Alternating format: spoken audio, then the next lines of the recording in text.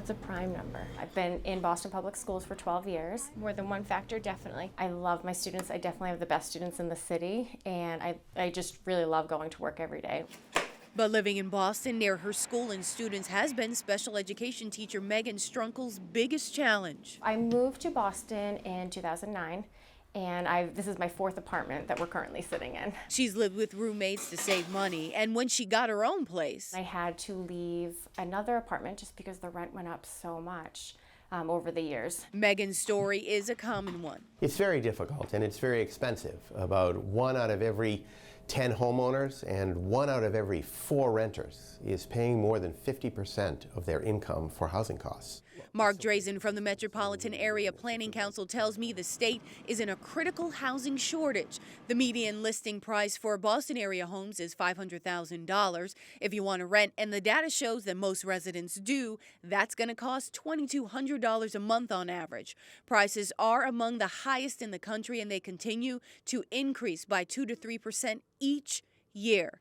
Mark says it would take 430,000 new units of housing to turn things around. We need to produce more housing. Boston is part of a coalition of 15 cities whose mayors pledged to build 185,000 new units of housing by 2030. I have been consistent in my criticism of the build our way out of this model. Boston City Councilor Lydia Edwards is also critical of the city's Inclusionary Development Policy, or IDP.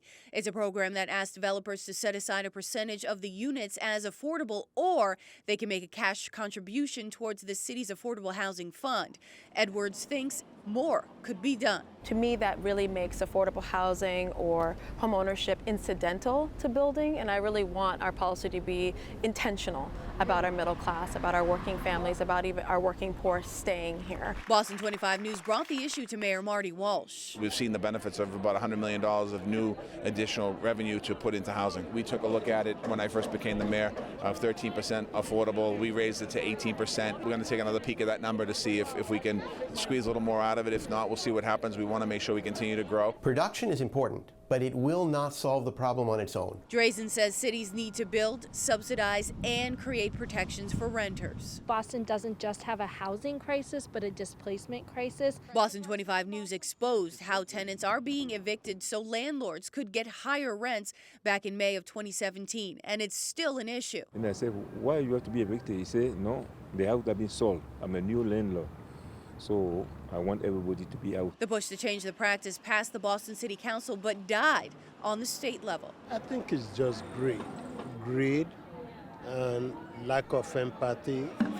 Tenant rights groups, including City Life Vita Urbana, are working on what they call a people's plan for housing development in Boston. It includes anti-displacement zones and more programs aimed at keeping people in their homes. To understand that the people closest to the issue are the ones that are best positioned to come up with solutions.